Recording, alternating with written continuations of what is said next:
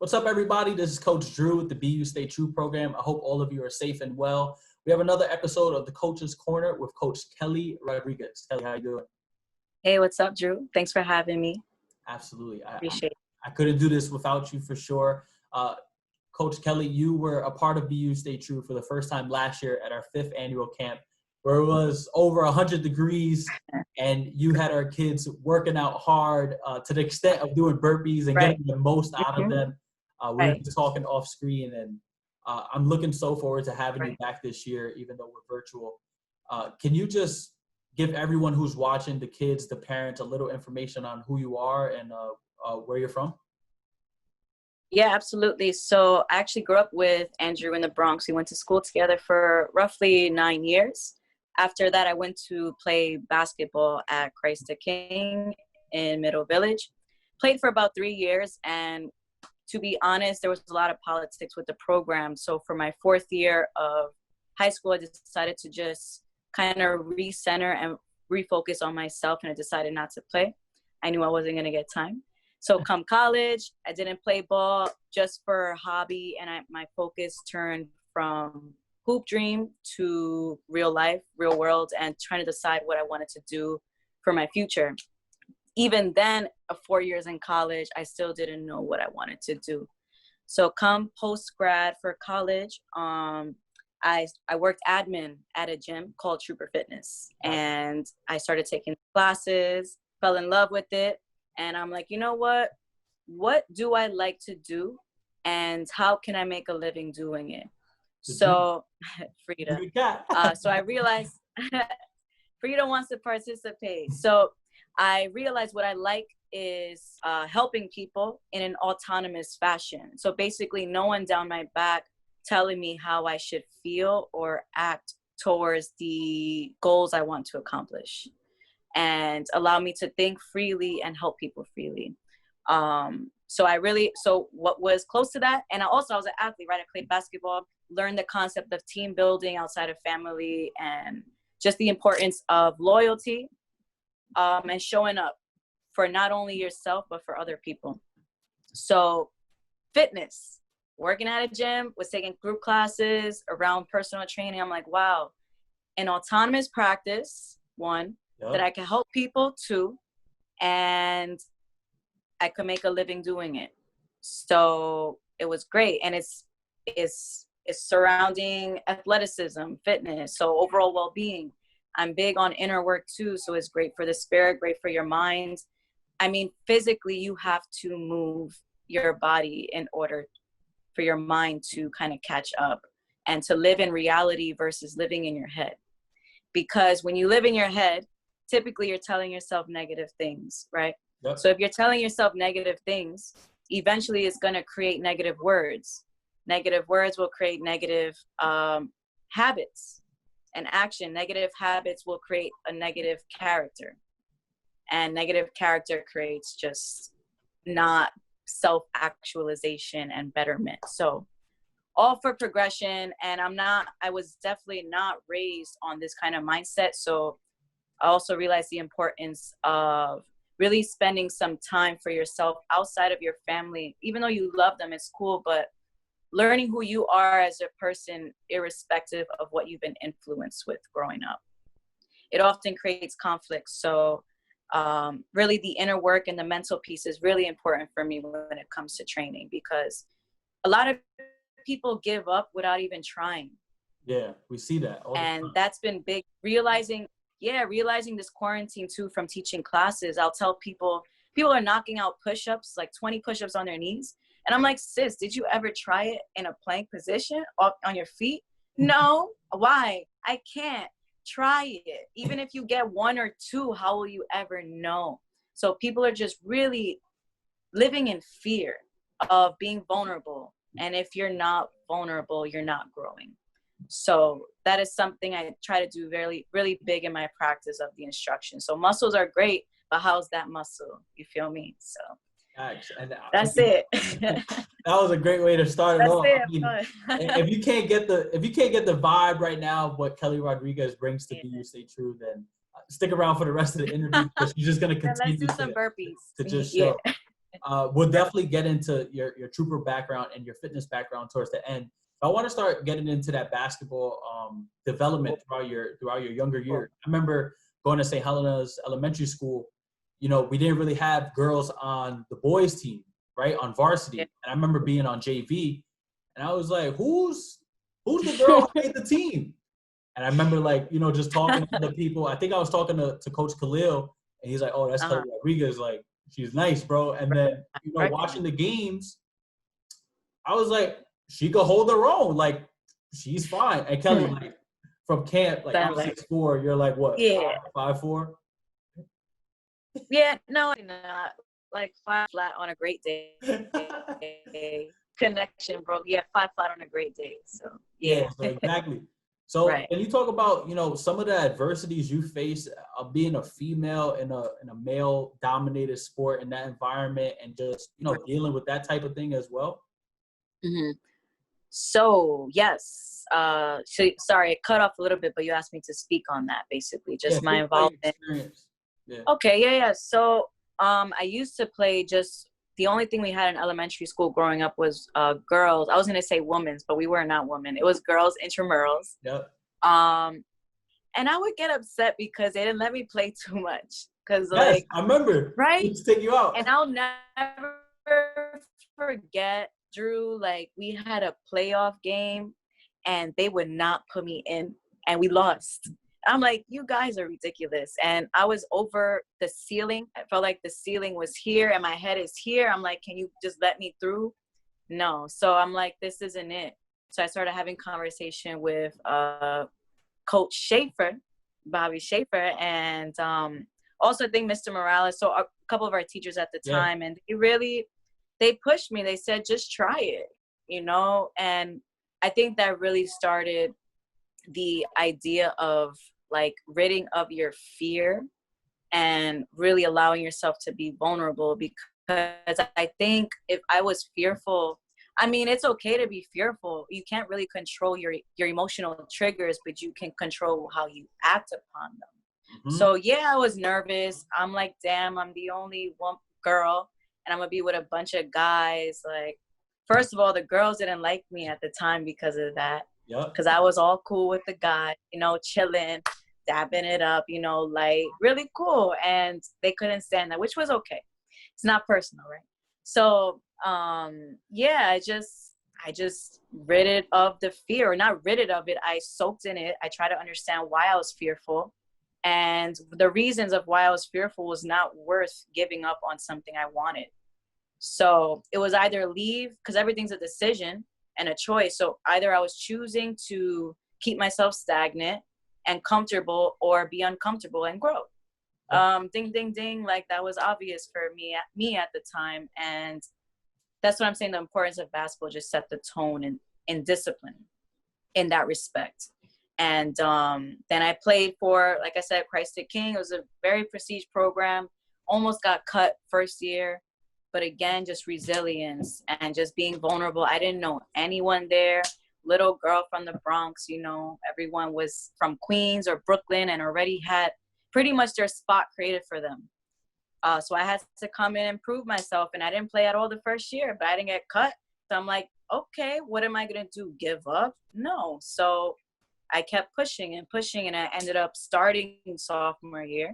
Come junior year, I made varsity.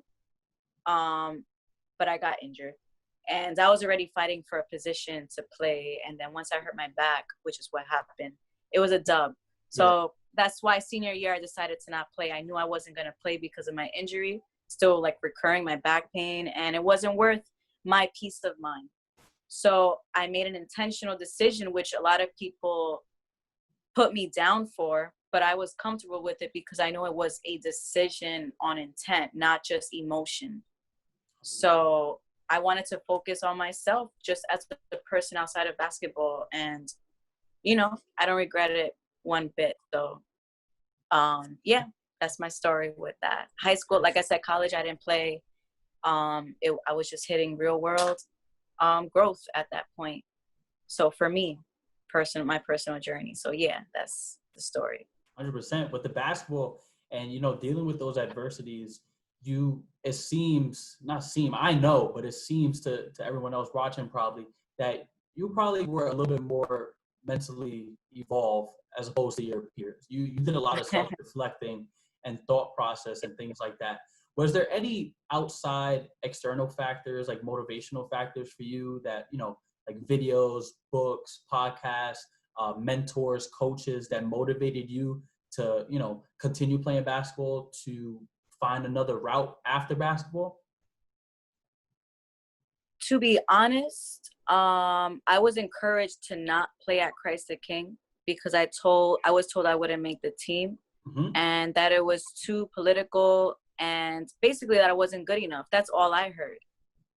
I heard a lot of excuses, but what's under the fluff? You're not good enough. Yeah. So I could not. My little 11-year-old self was like, oh, nah. Like, this is not, yeah. I can't. That would mean me giving up. And I was commuting from the Bronx to Canal Street to Metropolitan Ave in Queens for 2 hours. I'm like 13 years old. I don't care. Like, I had to try. So I think I'm going off. I don't remember the original question. Motivating factors. Motivating factors. Yeah, I didn't. My mother was really the only one letting me be me and letting me always allow me the space to create for myself in an independent way, because she easily could have been like, I'm not paying for that school. It's expensive. You can go to a local school in the Bronx and play ball there. But, I explained the importance to her that I didn't find it challenging enough for me, and I wanted to be in a more prestige program. And that's all it took. So she's really the only motivating person, to be honest, because I had a lot of adversity and friction with people telling me to not do it. And yeah, here I am. Here's where it led me. So I'm not too bad, I don't think, No, so. Definitely not. You're a motivational person, an inspiring person for sure. Talking offline, we were hype already just to get this started, the interview. Yeah. Kel, after you graduated college, after you finished college, right, and you went on to not play basketball anymore, you went on to Trooper, right? Correct? Yes, correct. And with Trooper, I went to one workout. And for the kids and the parents out there, I've been in high school workouts with one of the best coaches in high school basketball all time, Dwayne Mitchell from Rice. I've been in college Division III workouts competing with grown men. I've been in professional leagues out in Ireland, grown men, the same thing. And I would consider myself a person who's pretty much in good standing shape. Yeah, I would say so too.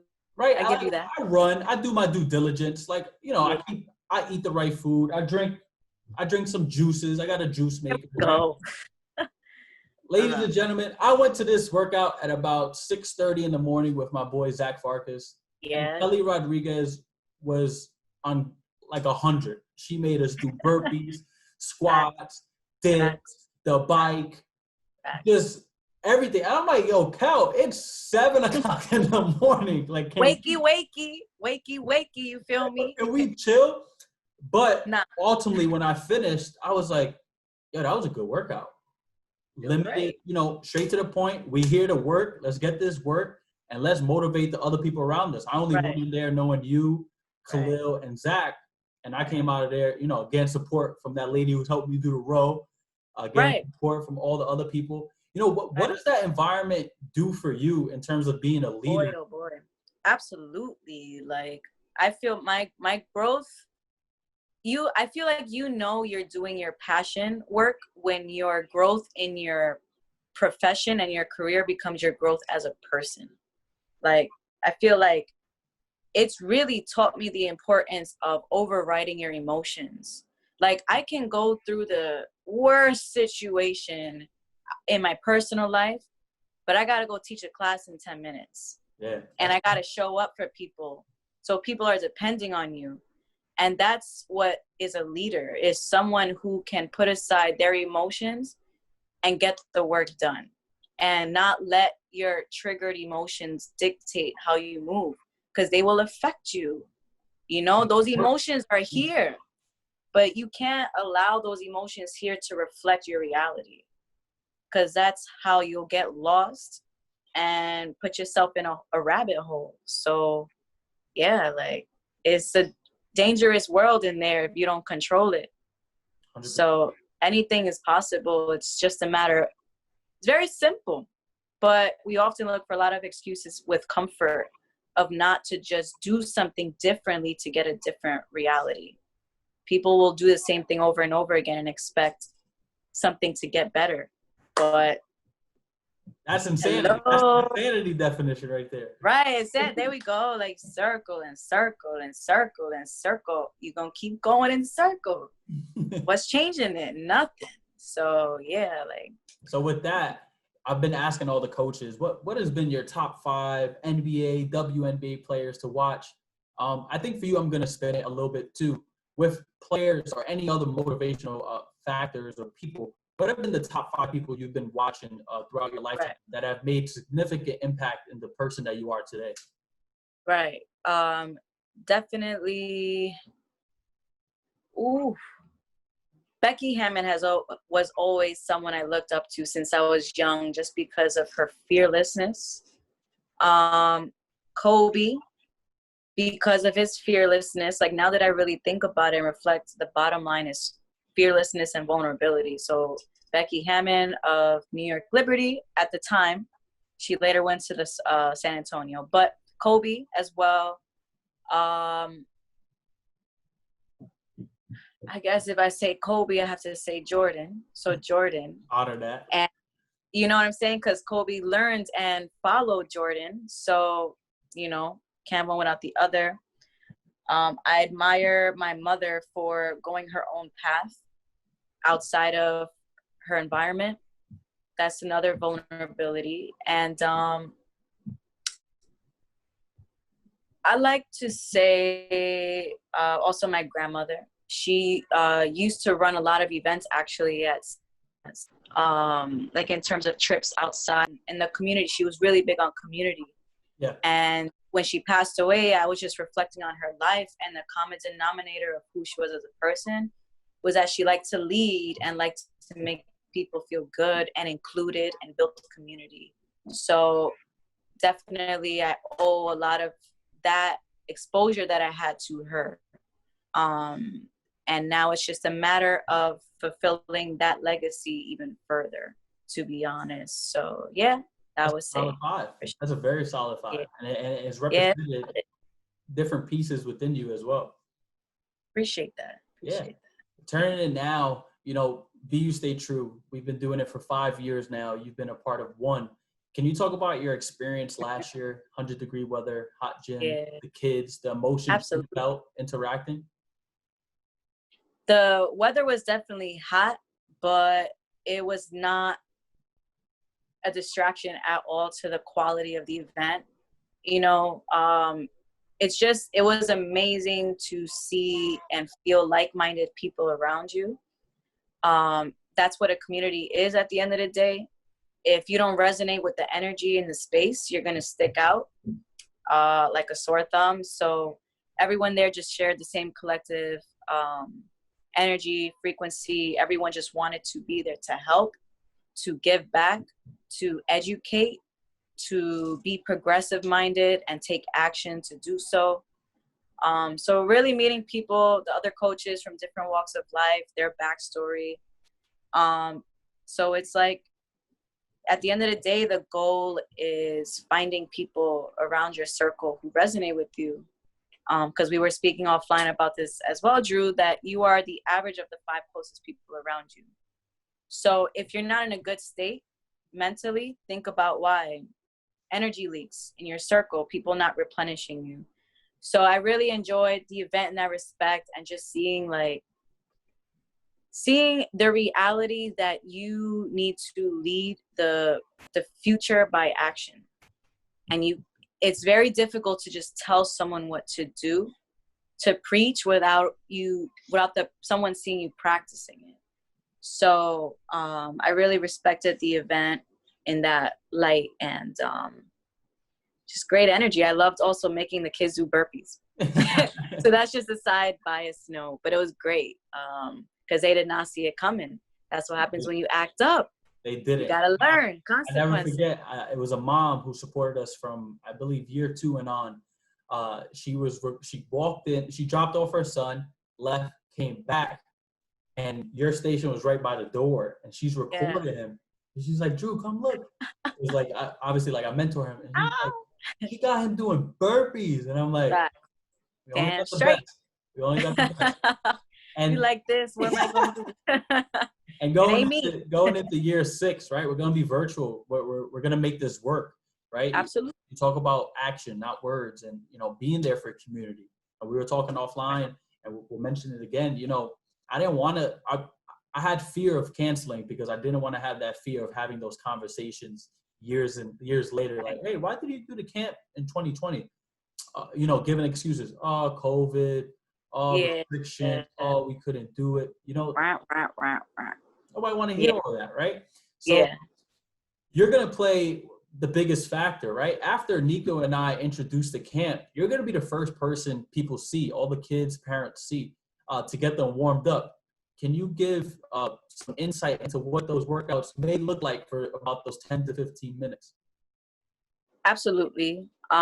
Definitely going to be incorporating some breathing mechanics in the mix of the movements, because I feel like a lot of us just move without thinking and rarely set the time aside to just be within yourself and be within your breath and really understanding your body and how it moves and how your breathing can often guide your stress out of your body.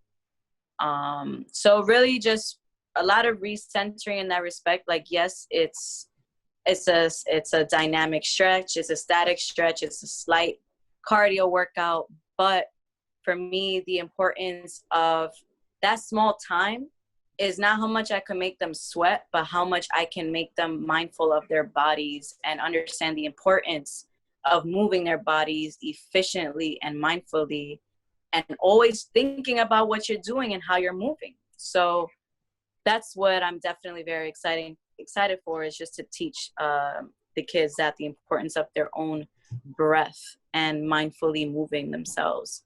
So yeah, it's gonna be great. I remember, and burpees. Yeah, burpees. I remember I was reading the Kobe book, and there's one part in there he mentions he always listened to his body, right? He never did the same thing all the time. He just ultimately, whatever he felt is what he did, because he knew that was for his body. There you go. Yeah, there we go. I guess I got to read the book. Oh yeah, well you right here in the Bronx, so I'll make sure to drop it off to you. Bet. Sure. Bet. I'll let you know my Addy on the side. I got you. I got you. All right, bet. Kelly, I can't say thank you enough for the time, talking to you offline, providing this interview for our kids and their parents, whether they're in the States or overseas in Ireland. I know the work that you're doing is changing lives through action. And like you said, those people around you is a reflection of you ultimately. Yeah. I'm definitely glad to have you in my circle, knowing you since I didn't have a beard and I was young. Likewise. I remember when you hit that growth spurt, I was like, damn, it's over for me. Yeah. He's going to be started. Yo, when did this happen? I remember that so much. Crazy. So yeah, Kel, I appreciate you. And to everyone watching, you can visit our website at www.bustaytrueprogram.com. We have all the social media there, information on the camp, and you can follow us on Instagram at Twitter at BUStayTrue. And you'll also see Kelly Rodriguez on our social media channels, so you get a chance to follow her there. Kelly, I thank you so much, and see you guys July 19th. Thanks for having me, Drew. I'll see you later.